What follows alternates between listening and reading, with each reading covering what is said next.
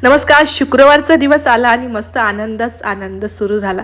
पण थोडा वेळ विचार केला की नंतर अरे आपल्याला कामही भरपूर आहे. पण जाऊ द्या, आजचा विषय आपण घेऊया. आजचा विषय असा की आज लॉग आउट थोडं लवकर केलं, देवपूजा केली, संध्याकाळचं जेवणही लवकर उरकून घ्यायचं, कारण की आम्हाला सगळं आवरून पटापट जायचं होतं खाली पोडियमला खेळण्यासाठी. आणि मुलंही खूप खुश झाले.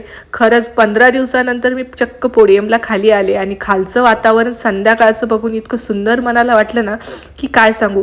चाफ्यांचा दरवळणारा सुगंध इतकं सुंदर आलाय की नकळत हे समोरून चाफ्याचं एक फूल घेऊन आली आणि ते बघितल्याच मला बॅचलरची फिलिंग आली. मग नवऱ्याने आणलेलं फूल कसं तरी लावाच लागणार ना. लावलं मस्तपैकी डोक्याला. मुलं कुठे शोधत होती तर ओपन जिम आहे, ओपन जिमच्या तिथं पोरं हे दोन्ही खेळत होते. त्यातच हिला भेटली हिची फ्रेंड.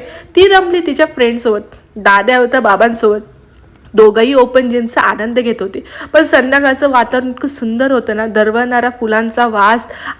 आज तसा पाऊस सकाळपासून नव्हताच, त्यामुळे खाली चिखल व्हायचं कारणही नव्हतं. ओपन जिम असल्यामुळे सगळेच ह्या जिमचा आनंद घेता.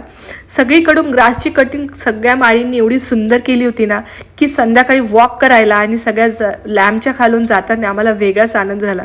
मुलांना 2 मिनटं बाजूला ठेवून आम्ही आमच्याच दुनियेत रमलो होतो. संध्याकाळच्या निवांत गप्पा आमच्या चालूच होत्या आणि त्यामध्ये मुलांची मस्ती चालूच होती. हा सुंदर असा क्षण माहीत नाही परत कधी भेटणार, पण नक्कीच भेटेल. वेळात वेळ काढून आम्ही परत नेहमीच पोडियमला येत राहू. त्यानंतर तिथे छोटंसं आमचं मंदिरही होतं, तिथेही गेलो, बाप्पांचे दर्शन घेतले आणि त्यामध्ये यांच्या दोघांचं खेळणं आणि दाद्याला घंटी वाजण्याचा नाद चालू झाला. आणि अशा प्रकारे संपवला आम्ही शुक्रवारचा दिवस. भेटू परत नवीन ब्लॉगसहित नवीन वेळेवर. फॉलो नक्की करा. बाय.